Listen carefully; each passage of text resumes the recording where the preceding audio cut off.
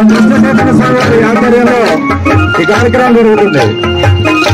కన్నుల పండగగా భద్రాద్రి శ్రీ సీతారామచంద్ర స్వామి వారి దేవస్థానంలో వైకుంఠ ఏకాదశి అధ్యయనోత్సవాలు సాగుతున్నాయి. భక్తజనులతో భద్రాద్రి పురవీధులన్నీ కలకలలాడుతున్నాయి. అధ్యయనోత్సవాల్లో భాగంగా 4వ రోజు భద్రాద్రి శ్రీ సీతారామచంద్ర స్వామి వారు నరసింహ అవతారంలో భక్తులకు దర్శనమిచ్చారు. ముందుగా నరసింహ అవతారంలో ముస్తామైన భద్రాద్రి రామయ్యను ప్రధాన ఆలయంలోని మేడా మండపం వద్ద ఆసీనులు చేసి ప్రత్యేక పూజలు నిర్వహించారు అర్చక స్వాములు. అనంతరం సీతాలక్ష్మణ సమేతుడై నరసింహ అవతారంలో ఉన్న భద్రాద్రి రామచంద్రమూర్తిని ఊరేగింపుగా మిథిలా స్టేడియం వద్ద ఉన్న ప్రత్యేక మండపం వద్దకు తీసుకువెళ్లి భక్తుల దర్శనార్థం స్వామివారిని ఆసీనులు చేశారు అర్చక స్వాములు.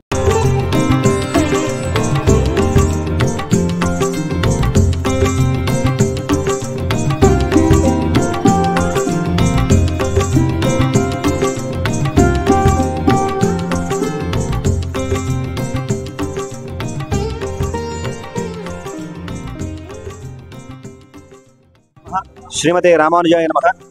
భద్రాచలం వైకుంఠ ఏకాదశి అధ్యయనోత్సవాలలో భాగంగా భగల్పతుత్సవాలలో ఈనాడు 4వ రోజు. దశ అవతార అలంకరణలో భాగంగా ఈనాడు స్వామివారు మనకి నృసింహావతారంలో దర్శనాన్ని కృపజేస్తూ ఉన్నారు. మనకి భగవానుడి యొక్క వ్యాపకత్వాన్ని తెలియజేసినటువంటి అవతారంగా నృసింహావతారం చాలా ప్రసిద్ధమైనటువంటిది. విశ్వసించినటువంటి వారికి తప్పకుండా రక్షిస్తాడనేటువంటి అవతార వైభవాన్ని తెలియజేసినటువంటి అవతారం మనకి నృసింహావతారము.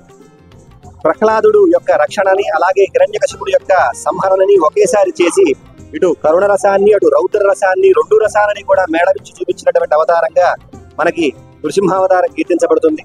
నృసింహ ఉపాసన చాలా విశేషంగా మనకి మంత్రశాస్త్రంలోనూ పురాణాలను చెప్పడం జరిగింది.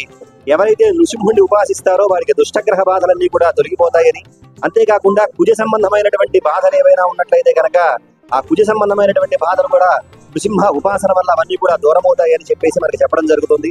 అలాగే విషమ జ్వరాలు, అలాగే పిల్లలు భయపడేటువంటి వారికి కూడా నృసింహస్వామికి ఉంచినటువంటి గంధాన్ని కూడా ఇవ్వడం వల్ల చాలా విశేషమైనటువంటి ఫలితాలను పొందుతారని, ఇంట్లో నృసింహ పటం ఉండటం వల్ల కూడా దుష్టగ్రహాలు ఏవి కూడా లోపలికి రాకుండా ఉంటాయని మనకి నృసింహ ఉపాసన యొక్క వైభవాన్ని చాలా విశేషంగా చెబుతున్నాయి మనకి మంత్రశాస్త్ర గ్రంథాలు.